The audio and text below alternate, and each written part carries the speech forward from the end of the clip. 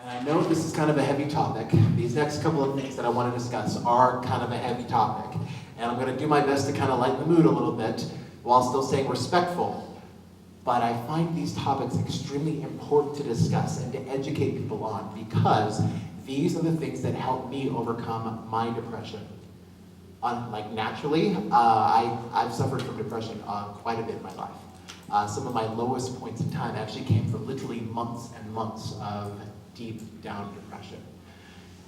At the same time, some of my highest points in my life came from watching others overcome their depression and their addictive behaviors, because can the two be linked? Yes. Yes. So I know this is getting really, really heavy, but do I have your permission to educate a little bit on these topics? Yes? Yes. And do I have your permission to, while still being very, very respectful, to at least strive to lighten the mood with these heavy topics? Is that okay? Yes. Excellent. So reach over, grab the elbow of the person next to you.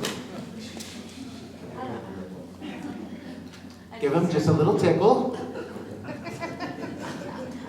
Say, we're about to get heavy. But it's okay. Because then Eric's going to teach us about weight loss. So we can get as heavy as we want to right now. Give it a high five and say, that sounds good to me. And there's nowhere in your notes for this. So just find a corner of a page or the back side of a page or whatever it is.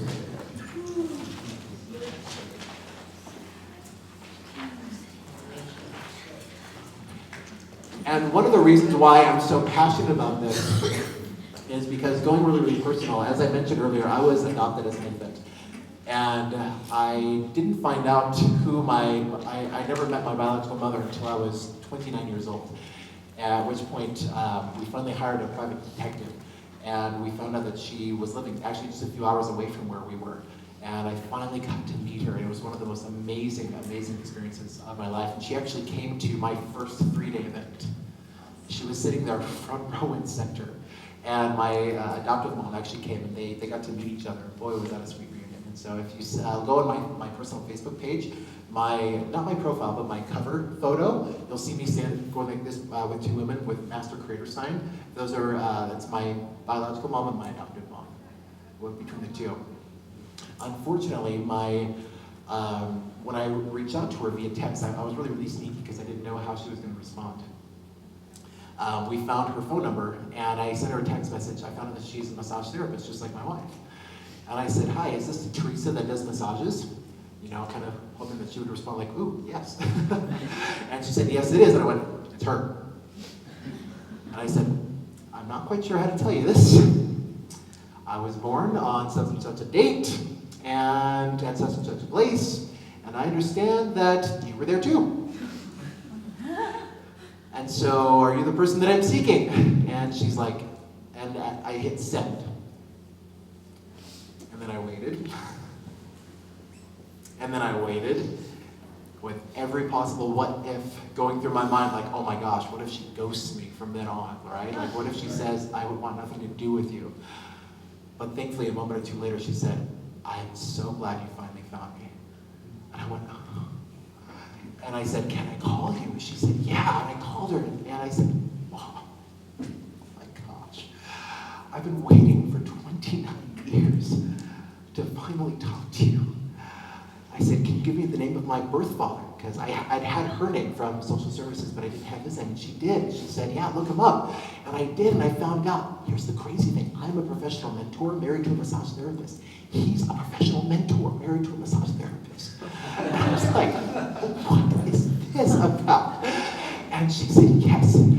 She said, I'm sorry, I can't talk to you very long. I'm going through some health challenges right now, but please, I really want to talk to you again. I want to meet you again. So we set a date. And later on that year, she actually came for Thanksgiving, and she looked so incredible. She had dropped some weight, and she looked so beautiful. She came, and I finally found out where I got my sense of humor from. So, because we exchanged fart jokes. It was the coolest thing. I mean, like, what 29-year-old guy, I was 30 by then, what 30-year-old guy can exchange fart jokes with his mom? It was the coolest thing. And we had this amazing, amazing time, and she finally took me aside. One moment she said, can I tell you something? I said, well, sure. She said, I never told you why I'm sick when you first called me. She said, the reason why is because I had just tried to take my life. I've been suffering from alcoholism. I've been suffering from massive, massive depression pretty much my whole life, and I had just had another attempt at suicide. And thank you so very much for coming into my life, because I think that prolonged my life. And I said, oh my gosh, wow. And so we began to research depression. We began to research addictive behavior, not just to help her, but to help as many people as possible. Because if we can help one person, that would make it all worth it. Answer yes. Yes. And so we actually created some programs that utilize, just amazing, amazing processes to help people literally obliterate depression, obliterate addictive behavior. Unfortunately, we didn't get it out fast enough, because I received a message just over a year ago from a biological sister that I hadn't met yet, which said, Eric, I don't know how to tell you this, but our mom took her life last night. And I said, no one else is going to experience this. I said, if I can prevent at least one other person from having to receive a message like this, I'm going to. I said, no one should ever have to receive a message saying that someone that they know and love took their life because of depression, because of addiction. And so again, I know that these are really heavy topics, I get it. But my purpose in sharing these with you is so that hopefully someone that you know can benefit from this. Or maybe someone in this room can benefit from this. Does that make sense? What's interesting is we've actually found that there are 6 stages of depression. And people can actually experience depression without even realizing it. A lot of people experience a higher stage of depression. And so they go about their life, we call these high-functioning depressed people, right? And they hear the word depression, it just goes above their head. Most people don't even realize that they're going through depression unless they're down in the bottom stages. And unfortunately, when a person is down in one of the bottom stages, there isn't even motivation to get undepressed. Does that make sense? And unfortunately, people that have never ever experienced depression have no idea how to help a person in any of these stages. These are the quote-unquote well-meaning people, right? They say things like, oh, just pull yourself out of it, just cheer up. Seriously, just get over it, right? Does that work with a person in deep in depression? How many of you know people like that? How many of you have experienced anything like that? Yeah. And it's interesting because can you think back to when you were in that level? If someone said, well, just pull yourself out of it, what did you want to say to that person? Or maybe punch in the face, right? Not really, but it's because the lowest stage, of course, is stage 1. And this is characterized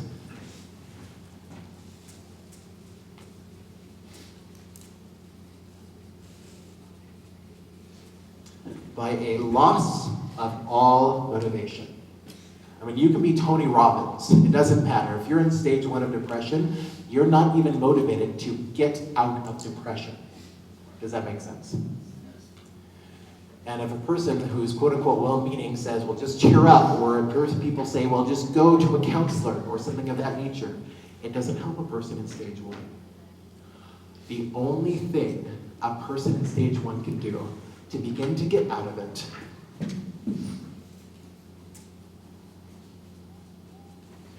is to validate. What's the word? Validate. To validate the fact that they are feeling depressed.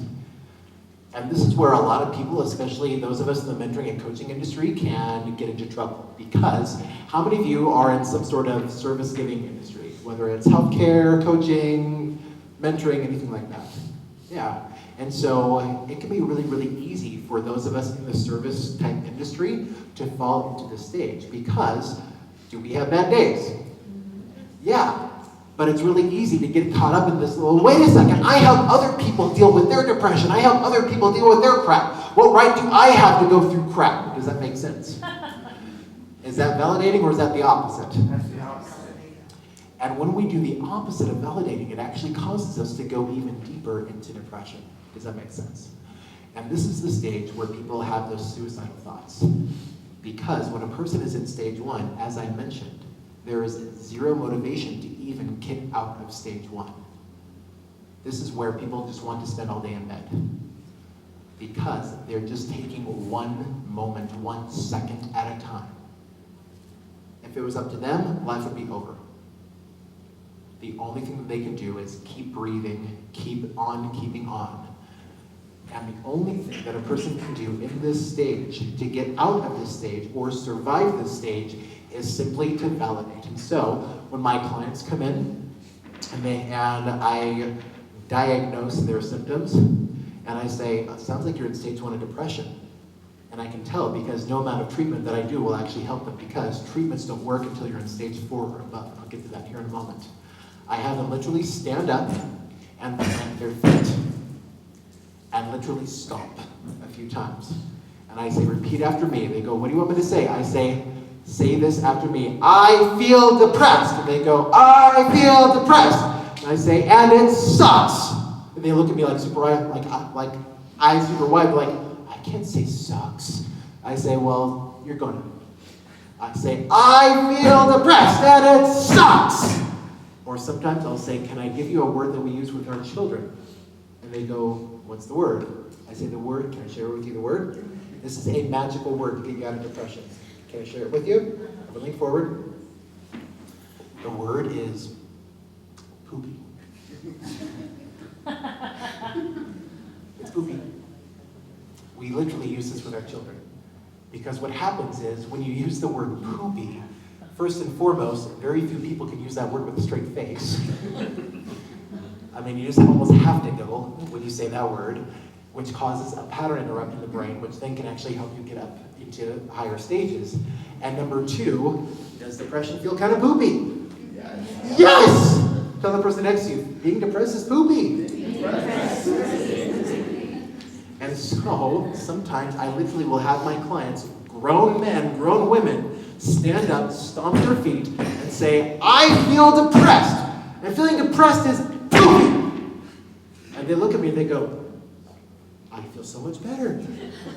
I say, that's the power of poopy.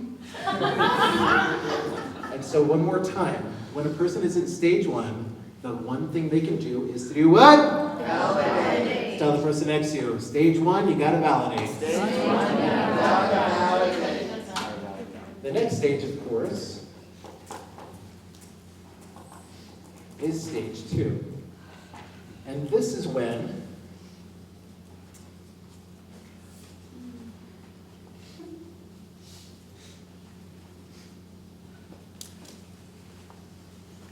you want to feel better. Does that make sense? This is when just the tiniest sliver of motivation comes back. How much? A sliver. Just, everyone say, it's just a wee bit. Tell the person next to you, it's just a wee bit.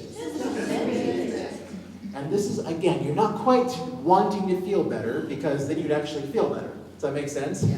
No, it doesn't, but it makes sense in this case. Yes or yes? Yes. But in stage 2, you're like, okay, well, I really should want to feel better. Okay, are you with me? Yeah. And the only thing to do in stage 2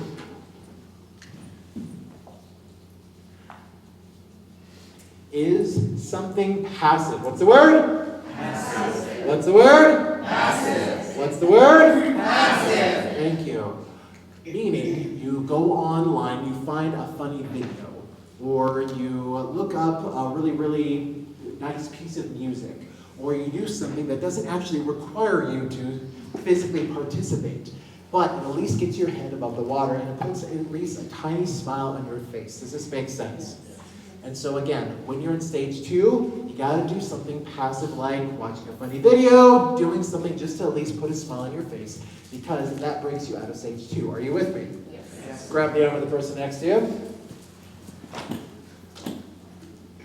Give them a shake. Say, if you're in stage 2, you gotta do something passive. Give them a high five. Say, that sounds good to me. Excellent. The next stage, of course, is stage 3.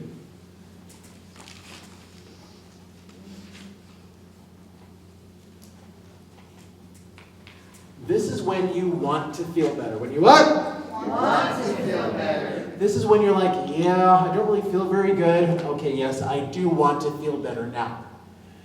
And this is the time when you actually look forward to something in the future. When? Future. A lot of people say, well, just think of something you're grateful for. That's great if you're in stage 6. When you're in stage 3, you're not quite ready to look for something in the present moment because present moment is still poopy.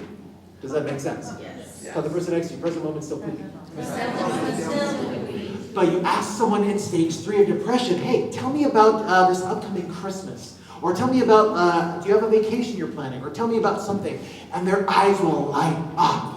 And they'll go, oh my gosh, yeah, we're going to the Caribbean. And we're going on this cruise and we're to everything. And their countenance will totally change. And you'll go, whoa, what just happened? They're like, I don't know. But boy, I feel so much better. And say, yeah. Now, think about what's going on right now. They'll go, sound effects?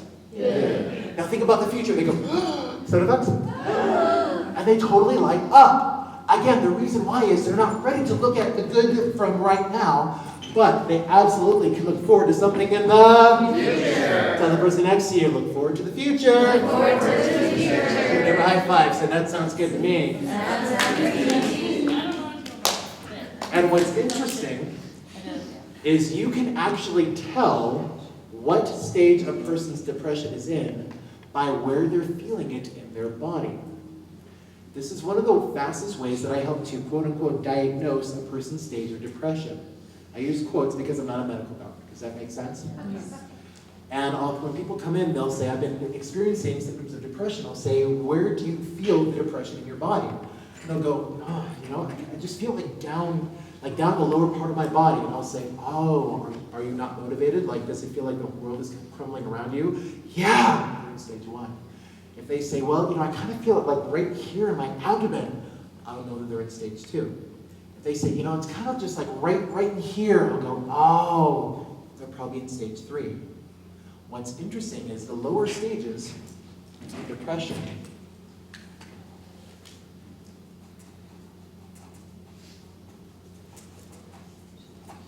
are below the heart level. Below the what?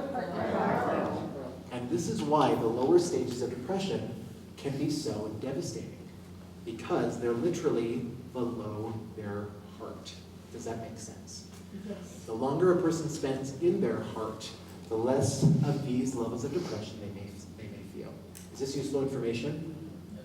Excellent. Now, once a person gets above heart level, that's when they're ready to start receiving help. When a person is in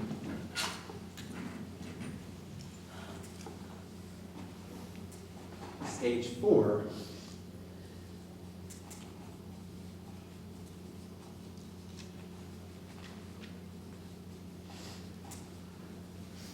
they are ready to feel better. And it is absolutely critical. What's the word? Critical. What's the word? Critical. It is absolutely critical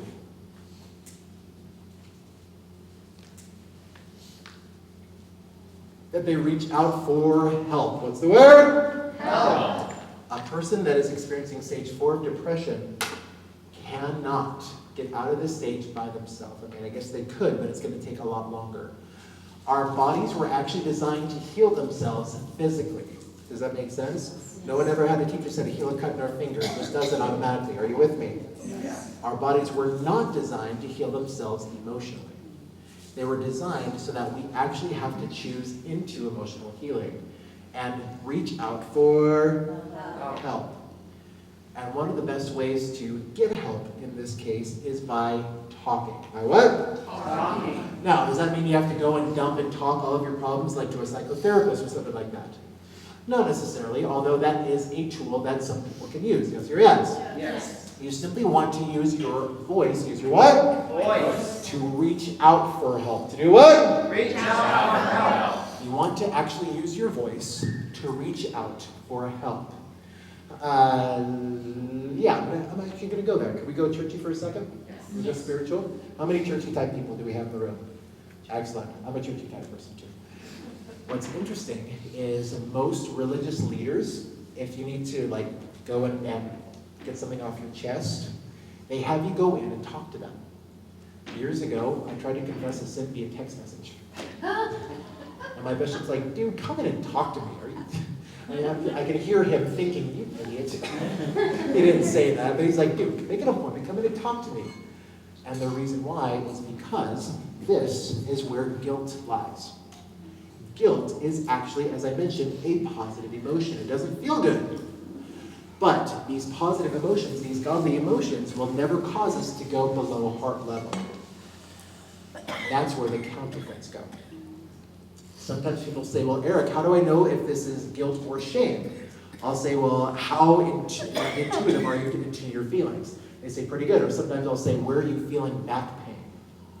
If their back pain is above their heart, in most cases, there are exceptions, but in most cases, it's actual guilt. If it's below their heart, it's shame. Can we all, again, this is going a little spiritual for a second. Can we all agree that there's an opposing force in the world that doesn't want us to be happy and successful? Yes. One of the most powerful tools that that opposing force uses is shame, because it causes us to get below heart level. Positive emotions, yes, this particular one, guilt, does not feel very good, but it will never ever cause us to get below heart level. Does that make sense? When we reach out for help, that actually helps us to get out of stage 4 depression. That helps to release the guilt and helps us to climb up into higher levels. Does that make sense? Yes. Is this useful information? Yes. Am I like just boring the heck out of you? No. We're good? Okay, wrap your arm around the person next to you. Bring them in close. And yes, men are allowed to wrap their arms around each other. And say, you want to stay above heart level. Give your neighbor a high five. Say, that sounds good to me. Stage 5 is where you're starting to feel much better. And the one thing to do in stage 5 is you want to get moving. Get what? Moving. A lot of times people say, well, exercise is a much better antidepressant than Zoloft. And that's true if a person is in stage 5 or above. When a person is in stage 5, going and actually actively moving their body, exercising, particularly out in nature. When the weather's amazing and they go for like a walk out in nature, maybe like in a park by their house, that can help them get out of stage 5. Because when they connect with nature, they then allow, nature has interesting characteristics. Nature can actually absorb negative emotions out of us. Does that make sense? Mm-hmm. How many of you have ever spent some time in nature and then you're like, okay, I just feel so much better out here. Does that make sense? It's because one of the characteristics of nature, it was designed literally to help release stage 5 depression. And so when you start moving, that's when your brain is ready to release those positive hormones into your body, those positive chemicals, and you then begin to feel better. And so reach over, tell the person next to you, when you're in stage 5, you got to get moving. And finally, stage 6. And I like to use this word.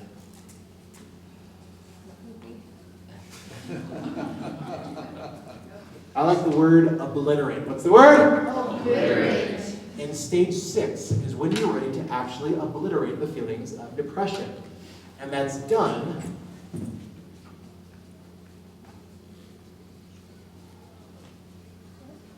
by learning the lesson. By doing what? Learning the lesson. What is it? Learning the lesson. Twice as loud. Learning the lesson. And allowing yourself to get into a state